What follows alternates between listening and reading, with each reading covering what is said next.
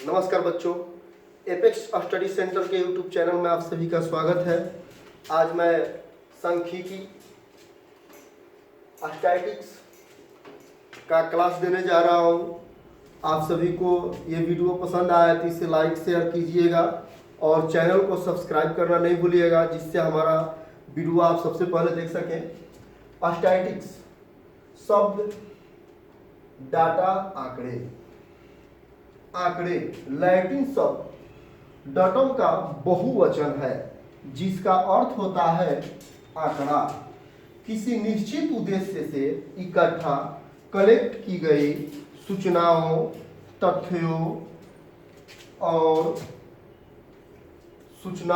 तथ्यों और संख्याओं को आंकड़े कहते हैं। सांख्यिकी किसे कहते हैं? स्टैटिक्स गणित की वह शाखा जिसमें अर्थपूर्ण आंकड़े एकत्रित करके अध्ययन किया जाता है, उसे सांख्यिकी कहा जाता है। पेन ले लेते हैं। सांख्यिकी गणित की वह शाखा जिसमें अर्थपूर्ण आंकड़े एकत्रित करके अध्ययन किया जाता है, उसे सांख्यिकी कहा जाता है। जैसे किसी फैक्ट्री के 50 श्रमिकों की दैनिक मजदूरी के निम्नलिखित बंटन है। 12 वैसे मजदूर हैं 50 में से जिनको 100 से 120 रुपया के बीच मजदूरी मिलता है। यानी कि तो 100 रुपये मिल रहा है, ये तो 100 से अधिक मिल रहा है, बट 120 रुपया से कम मिल रहा है। 120 रुपया इन 12 में से किसी को नहीं मिल रहा है। 14 वैसे मजदूर हैं जिनको 120 से अधिक और 140 रुपया से कम मिल रहा है, जिसमें 120 रुपया भी शामिल है। 8 मजदूर वैसे हैं जिनको 140 रुपया या 140 रुपया से अधिक बट 160 रुपया से कम मिल रहा है मजदूरी। 6 मजदूर वैसे हैं जिनको 160 रुपया या 160 रुपया से अधिक बट 180 रुपया से कम मिल रहा है। 10 मजदूर वैसे हैं जिनको 180 रुपया या 180 रुपया से अधिक लेकिन 200 रुपया से कम मिल रहा है। तो इस प्रकार से आंकड़े का प्रकार हम जानेंगे। आंकड़े कितने प्रकार के होते हैं? आंकड़े 2 प्रकार के होते हैं। प्राथमिक आंकड़े, पहला कौन होता है? प्राथमिक आंकड़े। दूसरा होता है गौण आंकड़े। प्राथमिक आंकड़े किसे कहते हैं? प्राइमरी डाटा, शुरू में यथावत प्राप्त आंकड़े जिनमें कोई परिवर्तन नहीं किया गया, प्राथमिक आंकड़े कहलाते हैं। इन्हें यथा प्राप्त आंकड़े भी कहा जाता है। जैसे किसी वर्ग विशेष में 10 छात्रों द्वारा किसी एक विषय में प्राप्तांकों को ज्यों का त्यों रख देना। जैसे मान लीजिए मैं गणित का टीचर हूं, 10 बच्चों का हमने टेस्ट लिया और जो रिजल्ट बनाया लाकर क्लासरूम में 10 के बीच रख दिया, तो वह क्या हुआ? मेरे लिए प्राथमिक आंकड़ा हुआ। गौण आंकड़े, सेकेंडरी डाटा, किसी स्रोत से प्राप्त किए जाने वाले वे आंकड़े जो पहले से ही एकत्रित किए हुए हैं, गौण आंकड़े कहलाते हैं। जो पहले से एकत्रित किए गए हों। जैसे बिहार की जनसंख्या हमने एकत्रित नहीं किया है। बिहार का जनसंख्या ऑलरेडी सरकार ने क्या किया है? काउंटिंग करा करके हमें बताया है। तो क्या हुआ? हमारे लिए गौण आंकड़े हो गए। आंकड़ों को सरल करने के लिए उन्हें आरोही अथवा अवरोही क्रम में लिखा जाता है। अब हम लोग पढ़ेंगे बारंबारता बंटन सारणी, फ्रीक्वेंसी डिस्ट्रीब्यूशन टेबल। जिस सारणी में आंकड़ों के साथ उनकी बारंबारता दी हुई होती है, उसे बारंबारता बंटन सारणी कहते हैं। बारंबारता बंटन सारणी 2 प्रकार की होती है। बारंबारता बंटन सारणी कितने प्रकार की होती है? 2 प्रकार की। पहला अवर्गीकृत बारंबारता बंटन सारणी, दूसरा वर्गीकृत बारंबारता बंटन सारणी। देखिए अवर्गीकृत बारंबारता बंटन सारणी क्या है? यह सर्वाधिक तथा सर्वनिम्न चर मानों का अंतर होता है। जैसे कोई ये आंकड़ा दिया हुआ है, इसमें जो सर्वाधिक मान है उसमें से निम्न मान को हम घटाते हैं। जैसे उच्चतम चर मान माइनस निम्नतम चर मान। इसमें उच्चतम चर मान क्या है? 19 है और न्यूनतम चर मान क्या है? 3 है। तो 19 में से 3 को घटाएंगे तो क्या आ गया? 16। क्या आ गया? 16। वर्गीकृत बारंबारता बंटन सारणी। जब आंकड़ों को कई समूहों या वर्गों में बांटकर प्रदर्शित करते हैं तब वह वितरण वर्गीकृत सारणी कहलाता है। यह तभी किया जाता है जब आंकड़ों की संख्या बड़ी हो। जब बड़ी होता है तो उसे वर्ग अंतराल में लेकर के हम गणित को सॉल्व करते हैं। जैसे किसी संग्रह में प्राप्त अंक 2 से 78 तक है, तब इसे वर्ग अंतराल में हम ले लेते हैं 0 से 10। इसका मतलब हुआ कि इस वर्ग अंतराल में वो सारे अंक का संग्रह आएगा जो 10 से छोटा है, जो 10 से छोटा है।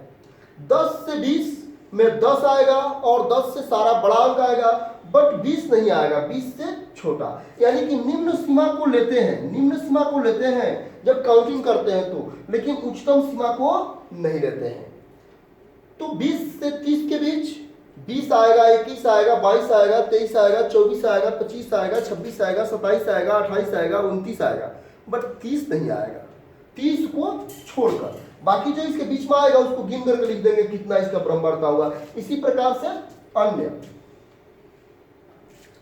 वर्ग या वर्ग अंतराल, वर्ग या वर्ग अंतराल आंकड़ों का संक्षिप्त रूप, जैसे 30 से 40, 40 से 50, 50 से 60।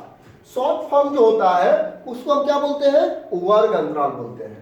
वर्ग अंतराल के न्यूनतम मान मिनिमम वैल्यू को निम्न वर्ग सीमा और अधिकतम मान को ऊपरी वर्ग सीमा कहते हैं। जैसे 30 से 40 में देख रहा है कि 30 छोटा है, इसको क्या बोलेंगे? निम्न वर्ग सीमा। जबकि इन दोनों में 40 क्या है? बड़ा है, तो इसको क्या बोलेंगे? ऊपरी वर्ग सीमा या उच्चतम वर्ग सीमा। ऊपरी वर्ग सीमा को उच्चतम वर्ग सीमा भी बोला जाता है। वर्ग अंतराल 2 प्रकार के होते हैं। एक होता है समावेशिक या अनातिव्यापी विधि और दूसरा होता है अपवर्जी या अतिव्यापी विधि। बट जब भी हम मैथ बनाते हैं तो अपवर्जी विधि में इसको चेंज कर लेते हैं जब समावेशी विधि दिया रहता है। तो समावेशी विधि में कैसे होता है? 0 से 10, 11 से 20, देख रहा है ना? इसका जो उच्चतम सीमा है इसका निम्नतम सीमा नहीं है। जबकि अपवर्जी विधि में क्या होता है? पहले वाला का वर्ग अंतराल का उच्चतम सीमा दूसरे वाले के वर्ग अंतराल के न्यूनतम सीमा होता है। जैसे यहाँ उच्चतम सीमा 10 है तो इसका न्यूनतम सीमा 10 है, इसका उच्चतम सीमा 20 है तो इसका न्यूनतम सीमा 20 है। जबकि यहाँ पर आप देख रहे हैं कि इसका उच्चतम सीमा 10 है, चाहे 11 है, यहाँ 20 है, उच्चतम सीमा चाहे 21 है। तो हम क्या करते हैं? मैथ बनाने के लिए समावेशिक को अपवर्जी विधि में बदलते हैं। और बदलने के लिए क्या किया जाता है? तो न्यूनतम सीमा में 0.5 को ऐड कर देते हैं, जबकि उच्चतम सीमा में 0.5 को घटा देते हैं, माइनस कर देते हैं। जैसे ये है ना 0 से 10, तो इसको क्या करेंगे? 0.5 0 ऐड करेंगे तो क्या हो जाएगा? 0.5 से 10 में 0.5 को माइनस करेंगे तो क्या होगा? 9.5। 9.5। तो ये हमारा इस प्रकार से पहला वर्ग अंतराल अपवर्जी विधि में बदल गया। दूसरा है 11 से 20, तो 11 में 0.5 को घटाएंगे तो क्या होगा? 10.5 से, ये दशमलव है, 20 में 0.5 को जोड़ेंगे तो क्या होगा? 20.5। ये इस प्रकार से ये 21 है और ये 30 है। तो क्या करेंगे? निम्न सीमा में 0.5 को माइनस करेंगे तो हो जाएगा 20.5।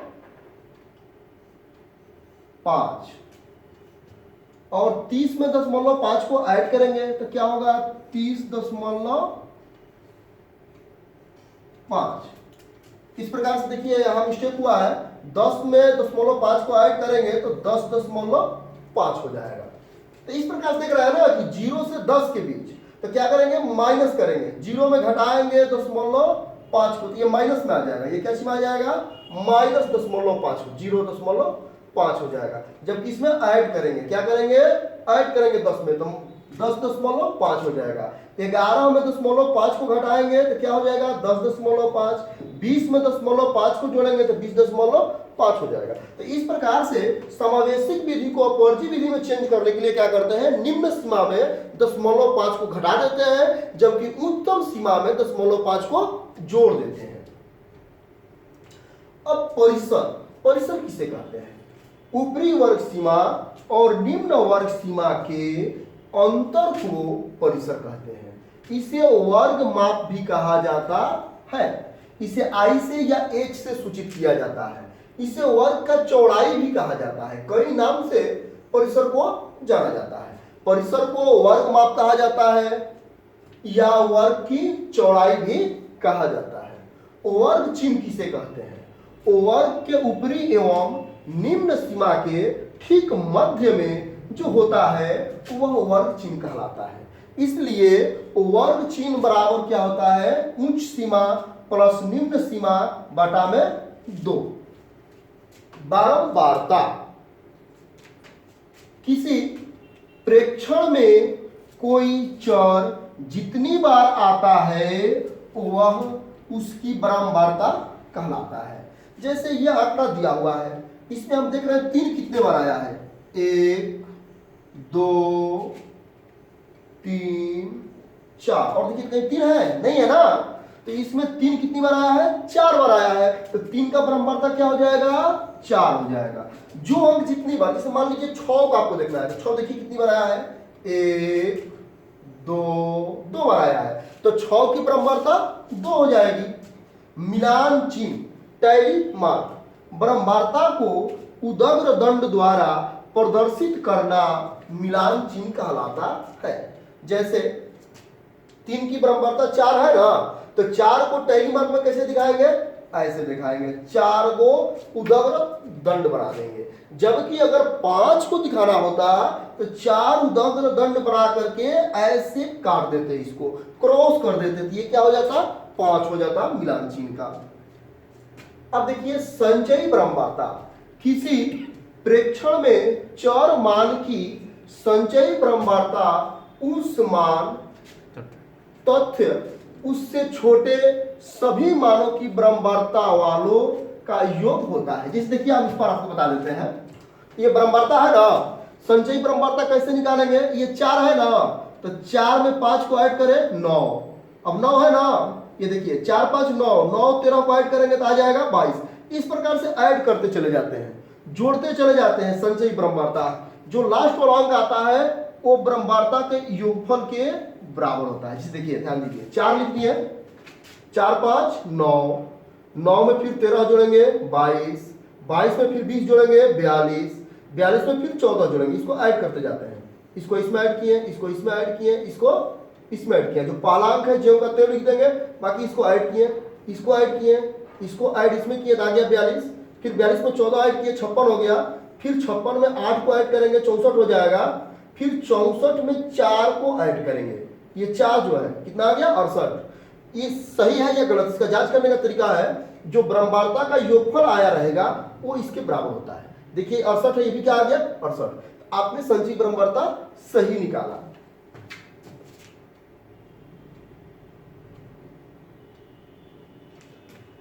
आंकड़ों का आलेखीय निरूपण, आंकड़ों को चित्र के रूप में दर्शाने को आलेखीय निरूपण कहते हैं। जब आंकड़े को हम चित्र के रूप में दर्शाते हैं तो उसे हम क्या कहते हैं, आलेखीय निरूपण कहते हैं।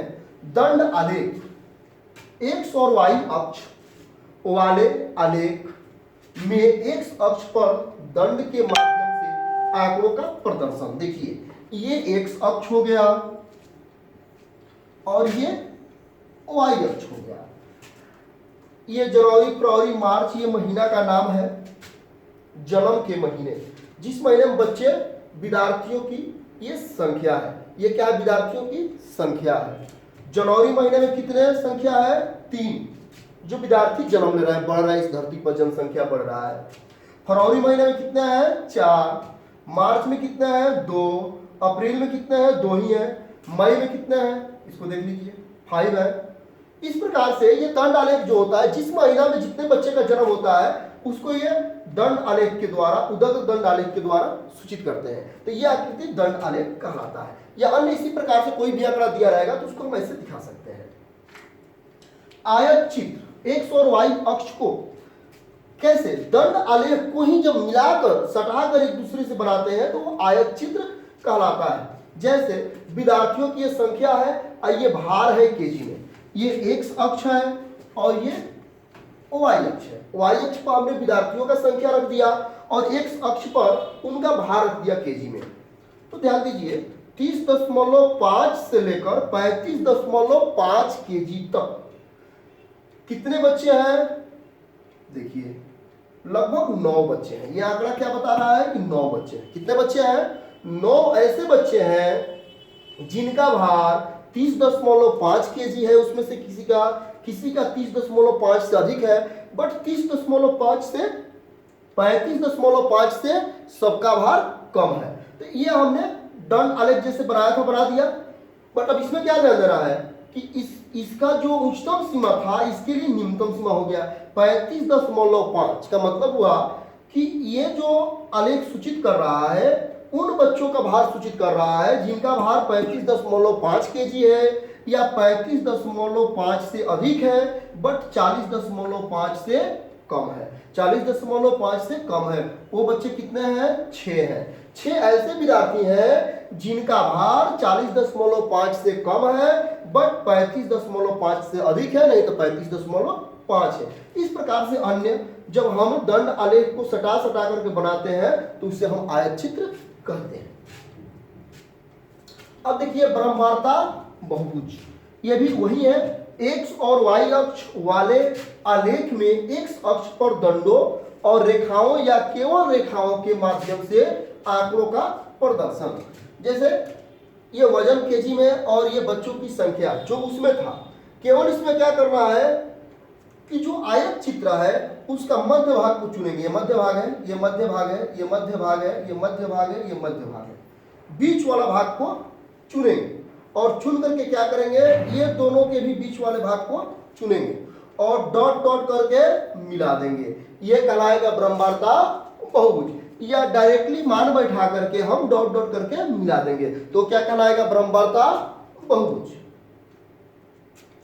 केंद्रीय प्रवृत्ति के माप, वर्गीकृत आंकड़ों को अर्थपूर्ण बनाने के लिए केंद्रीय प्रवृत्ति के मापों का प्रयोग किया जाता है।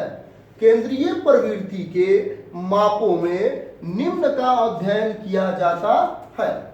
क्या क्या चीज का अध्ययन किया जाता है? माध्य या मध्यमान, औसत भी इसको कहा जाता है। माध्यक या माध्यिका, बहुलक, केंद्रीय प्रवृत्ति के मापों के सूत्र। अब यहां से हम उसका सूत्र पढ़ेंगे। माध्य का सूत्र क्या होता है? ये एक्स समानांतर माध्य है। इसको क्या पढ़ेंगे? एक्स समानांतर माध्य बराबर सूत्र होता है sigma F I X I बटा में सिग्मा एफ आई। सिग्मा का यहाँ अर्थ है ऐड, जोड़, योग के अर्थ में है, यानी कि एफ आई और एक्स आई का गुणनफल का टोटल योग बाटा में एफ आई का योग है। योग, ये एफ आई क्या है? ब्रह्मांडता है। एफ आई ब्रह्मांडता हो गया। एक्स आई क्या है? वर्ग चिन्ह है। क्या है? वर्ग चिन्ह है। माध्य का डिफिनेशन क्या होता है? सभी प्रेक्षणों का कुल योग तथा प्रेक्षणों की कुल संख्या के अनुपात को माध्य कहते हैं। माध्य बराबर, जिस देखिए आंकड़ा दिया हुआ है, सबको जोड़ दिए हैं, गिन लीजिए कई वो है, 1 2 3 4 5 6 7 है ना। तो कुल संख्या को जोड़ दिए, अब बाटा में जितना है उससे भाग देंगे। कितना है? 7 है, 7 से भाग देंगे। कुल को जोड़ेंगे तो कितना आएगा? 42 आएगा। सभी ऐड कर लिए एक साथ, 42 आ गया। 42 में 7 से भाग देंगे, 7 6 42। कितना आ गया आंसर हमारा? 6 आ गया। माध्यक या माध्यिका, चौर समूह को क्रम में सजाने पर आरोही या अवरोही क्रम में सजा लेते हैं। कोई भी संख्या आंकड़ा दिया रहेगा तो उसको आरोही या अवरोही क्रम में सजा लेंगे। ठीक बीच के चर मान को, चार नहीं मिस्टेक हो गया है, चर मान को समूह का माध्यक कहते हैं। इसमें दो फॉर्मूला होता है, एक होता है n+1/2। कब? जब चर मानों का संख्या सम हो, जैसे 3 विषम हो, 3 3 6 1 7, ये विषम है ना, तो ये तो आसान है बिल्कुल। 7 है तो 7 + 1 किए 8/2, दोवां पद, मतलब 8 2 से कट जाएगा, 4 मतलब चरवा पद। चरवा पद क्या है? 1 2 3, चरवा पद क्या है? 6 है। यह सबसे आसान तरीका हम बता रहे हैं, कभी आप नहीं भूलिएगा माध्यक निकालना। बिल्कुल ध्यान दीजिए, इधर से भी कैंसिल कीजिए, एक इधर से भी कैंसिल कीजिए, इधर से भी, इधर से भी, इधर से भी, इधर से भी, ये बच गया बीच में, ये हो गया माध्यक। क्योंकि दोनों ओर से हमने क्या किया? बराबर बराबर हटाते चले गए जो भी संख्या था, और जो बीच में बच गया, माध्यक का अर्थ होता है बीच। आपने यहां पढ़ा ना, चौर समूह को क्रम में सजाने पर आरोही या अवरोही, ठीक बीच के चौर मान को क्या कहते हैं? माध्यक कहते हैं। तो क्या कीजिए, इधर से भी एक अंक हटाइए, इधर से भी एक अंक हटाइए, कैंसिल कीजिए, जो बीच में बच गया वही संख्या आपका क्या हो गया? माध्यक हो गया। यदि सम हो तो क्या करेंगे? बड़ा इसका लंबा चौड़ा फॉर्मूला होता है, देखिए n/2वां पद निकालेंगे, फिर n/2 + 1वां पद निकालेंगे, तो बहुत लंबा जाएगा। देखिए 2 2 4 2 6 2 8 है ना, तो क्या करेंगे? 8/2 माने चौथा पद, चौथा पद 5 है ना, प्लस करेंगे n/2 + 1वां पद, मतलब 8/2 4 1 5वां पद, तो ये चौथा और 5वां पद को जोड़कर 2 से भाग देंगे। बट उतना अगर आपको फॉर्मूला नहीं याद है तो एक बात हमेशा ध्यान रखिए कि हमें बीच का पद निकालना है। हमने क्या बताया था? आप एक एक पद कैंसिल कीजिए, आगे से भी और पीछे से भी। हटा दिए, इसको हटा दिए, हटा दिए, हटा दिए, हटा दिए।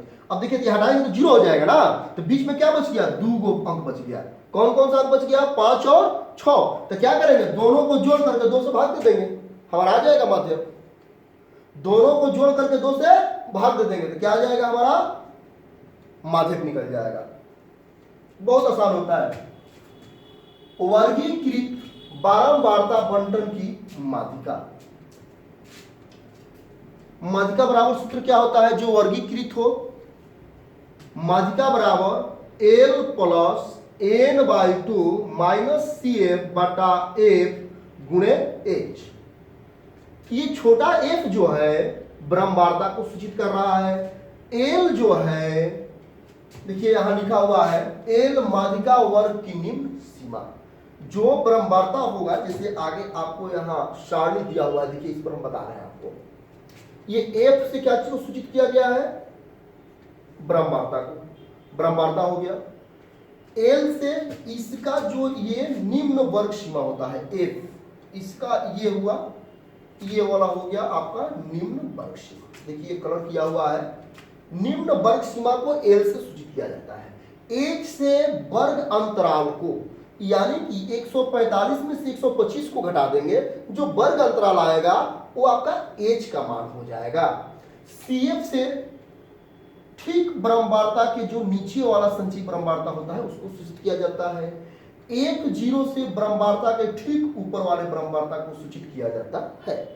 F है ना, F0 माने 0 अब ऊपर ना जाएगा, कम होगा ना, इससे कम गया। F2 2 तो 1 से बड़ा है, इसलिए 1 क्या आ जाएगा? इधर आ जाएगा। यानी कि F0 समझने के लिए हम बता रहे हैं, F0 जो होगा बारंबारता के ऊपर वाला, ठीक ऊपर वाला, और F2 होगा जो बारंबारता के ठीक नीचे वाला होगा, और CF जो होगा बारंबारता के संचयी बारंबारता के ठीक ऊपर वाला। ये बारंबारता है ना, इसका संचयी बारंबारता ये है, तो ठीक इसके ऊपर वाला संचयी बारंबारता। तो देखिए अभी हम बता रहे थे L क्या है? माध्यिका का वर्ग की निम्न सीमा। निम्न सीमा पता चल गया, कैसे हम निकालेंगे? N क्या है? कुल बारंबारता का योग। N क्या है? कुल बारंबारता का योग, जो बारंबारता दिया रहेगा। F क्या है? माध्यिका वर्ग की बारंबारता, जो वहां पर हमने बताया अभी। CF क्या है? माध्यिका वर्ग से ठीक पूर्व वर्ग की संचयी बारंबारता, जो बारंबारता रहेगा ना उसके ठीक ऊपर वाला संचयी बारंबारता। H माध्यिका वर्ग की लंबाई या वर्ग अंतराल। बहुलक मोड सबसे अधिक बारंबारता वाला प्रेक्षण बहुलक कहलाता है। अगर कोई संख्या दिया रहेगा उसमें जिसका सबसे अधिक बारंबारता, जैसे पीछे आपने क्वेश्चन देखा उसमें 3 का सबसे अधिक बारंबारता था, 4 बार आया था, तो क्या हो जाएगा 3 हो जाएगा बहुलक। जो सबसे अधिक बार आंकड़ा में आया रहेगा ना संख्या, वही हो जाएगा उसका बहुलक। बट जब वर्गीकृत आंकड़ा हम बनाते हैं तो उसमें बहुलक बराबर फॉर्मूला होता है l plus f1 minus f0 बटा में 2f1 minus f0 minus f2 गुणे h। आप सभी को हमने बताया इसमें l क्या है, वर्ग की निम्न सीमा, जो बारंबारता जिस वर्ग की रहेगा उसका निम्न सीमा। f1 क्या है, वर्ग की बारंबारता। f0 क्या है, वर्ग से ठीक पहले वाले वर्ग की बारंबारता। f2 क्या है, बहुलक वर्ग से ठीक बाद वाले वर्ग की बारंबारता। h क्या है, बहुलक वर्ग के वर्ग अंतराल की मान। जैसे आप यहां देख सकते हैं f क्या है, बारंबारता। और ये कैसे f हम चुनेंगे, जो इसमें सबसे हाईएस्ट अंक होगा ना, जो सबसे बड़ा होगा वो f हो जाएगा। क्योंकि अभी बहुलक में आप लोगों ने सुना ना कि जो सबसे बड़ा होता है, बड़ा होने का मतलब जो सबसे अधिक बार आया है, माने 125 से लेकर 145 के बीच वाला संख्या 20 बार आया है, तो सबसे अधिक हुआ ना, तो सबसे इसमें जो बड़ा अंक होगा उसको हम f से सूचित करेंगे। बारंबारता f या f1, माध्यिका में f से और बहुलक में f1 से, और ठीक इसके ऊपर वाले को क्या कहेंगे, f0, और ठीक इसके नीचे वाले को f2।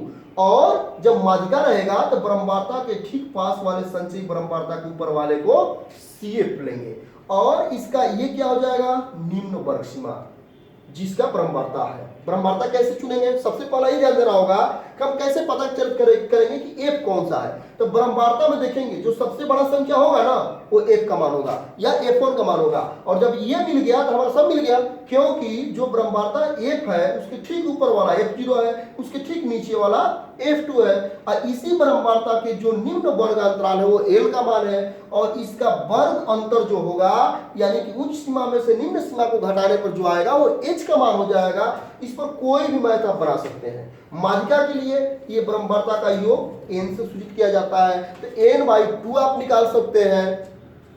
जैसे देखिए आप n/2 निकालना है ना माध्यिका के लिए, n/2, n का मान क्या है 68/2, ये आ गया 34। अब आपको मान लीजिए माध्यिका निकालना है इस क्वेश्चन का, तो माध्यिका का फॉर्मूला क्या होता है, l plus n/2 minus CF बटा में छोटा f गुणे h, यही ना होता है। मान रख दीजिए, आ जाएगा l का मान कितना होगा 125 प्लस n/2 का मान कितना आया है 34 माइनस CF। तो देखिए ये बारंबारता कितना है 20 है ना, तो 20 के ठीक बाद बगल में क्या है 42 है, इसके ठीक ऊपर वाला CF हो जाएगा 22 है ना, तो 22 हो जाएगा CF बटा में f कितना है 20 है, तो 20 हो जाएगा। h का मान कितना आएगा 145 में 25 को घटाइए, 5 घट गया 0, 2 घट गया 4 में से तो 2 हो गया, 1 में से गया 0, तो क्या हो जाएगा 20 हो जाएगा। h का मान भी कितना हो जाएगा 20 हो जाएगा। अब इसको आप सॉल्व कर सकते हैं, सॉल्व कर लीजिएगा तो आपका आंसर आ जाएगा। इसी प्रकार से बहुलक वाला में भी आप मान रख सकते हैं, जो आपका फॉर्मूला पीछे में दिया हुआ है। जैसे मान लीजिए अगर आपको बहुलक निकालना होता तो इस फॉर्मूला आप लिखते l का मान वही 125 प्लस जो इसमें आपका फॉर्मूला वहां लिखा हुआ है, आप मान बैठा सकते हैं। जैसे मान लीजिए आपका यहां क्या था 2f1, तो 2f1 f का मान आपको लिखिए, f का मान कितना है 20 है, 20 माइनस f0 का मान क्या है 13 है, माइनस f2 का मान क्या है 14 है, और यहां पर क्या होता है f1 मतलब बारंबारता 20 और माइनस f2 का मान क्या है 14 है, और गुणे h का मान 20 है। इसको सॉल्व कर लीजिएगा तो आपका बहुलक निकल जाएगा। जैसे आपने पिछला क्वेश्चन में यहाँ पर आपने ये फॉर्मूला लिख रखे हैं F1 F0, यहाँ पर 2F1 F0 minus F2 H, तो इस पर आप मान बैठा देंगे तो आपका निकल जाएगा। जैसे देखिए अब आपको एक माध्य निकालने का फॉर्मूला, माध्य निकालने का फॉर्मूला पहले आपने देखा था sigma F I X I बटा में sigma F I, sigma F I X I बटा में sigma F I. Sigma F I X I का मतलब क्या होता है?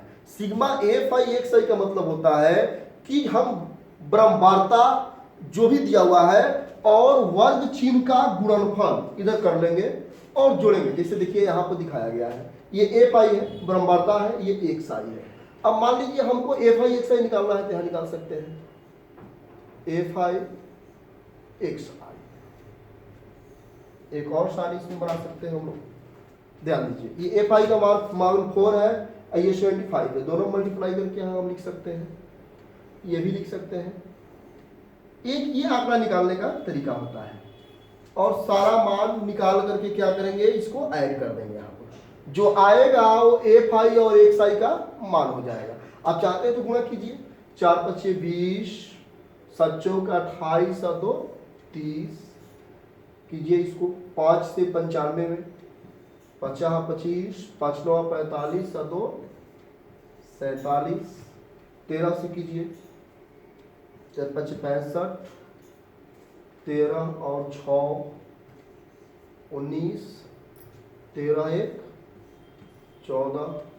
इस प्रकार से ये 20 से कीजिए, एक जीरो लिख देते हैं, 10 के 0, 6 1 7, 2 1 2, फिर ये 14 से कीजिए, अन्य करके आप जोड़ सकते हैं और जोड़ करके जो एफ आई का मान ये 68 आया है इससे भाग दे दीजिएगा तो एक समानांतर माध्य आपका निकल जाएगा। और एक समानांतर माध्य निकालने का सूत्र है, वो क्या है उसको देखिए, डी आई निकालेंगे। डी आई बराबर फॉर्मूला होता है x I minus A. D I बराबर क्या फॉर्मूला होता है, एक्स आई माइनस ए। एक्स आई इसमें चूज करेंगे, कैसे चूज करेंगे, जो सबसे इसमें बीच में होगा, 1 2 3, माध्य का मतलब बीच होता है ना, 1 2 3 छोड़ दिए, ये बीच में हो गया, ये ए का मान हो जाएगा, ये किस चीज का मान हो जाएगा, ए का।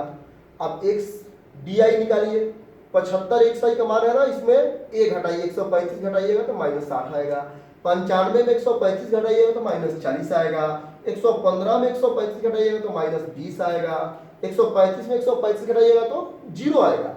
अब 155 में 135 घटाइएगा 20, 175 में 135 घटाइएगा 40, 195 में 135 घटाइएगा 60 आएगा। इस प्रकार से अब आप यू आई का मतलब होता है ये जो वर्ग अंतराल दिया हुआ है इसका वर्ग अंतराल से डी आई में भाग देते हैं। जैसे 65 और 85 है, इसका वर्ग अंतराल कितना होगा, 20 होगा। कितना होगा, 20 होगा। 5 घट गया 0, 6 घट गया 2, 20। तो 20 बाटा ये 20 क्या हो गया, वर्ग अंतराल हो गया। तो इससे हम क्या करेंगे, एक्स आई में भाग दे देंगे। एक्स आई का मान कितना है, 60 है। 60 में क्या किया, 20 से भागा दे दिया, माइनस है। देखिए यहाँ -3 आया हुआ है ना। उसी प्रकार से ये -40 है, -40 में 20 से भाग दीजिए, वर्ग अंतराल से भाग दे देंगे। -2 आया हुआ है ना, -20 में 20 से भाग दीजिएगा, -1 आएगा। 0 में 20 से भाग दीजिएगा, 0 होगा। 20 में 20 से भाग दीजिएगा, 1 आएगा।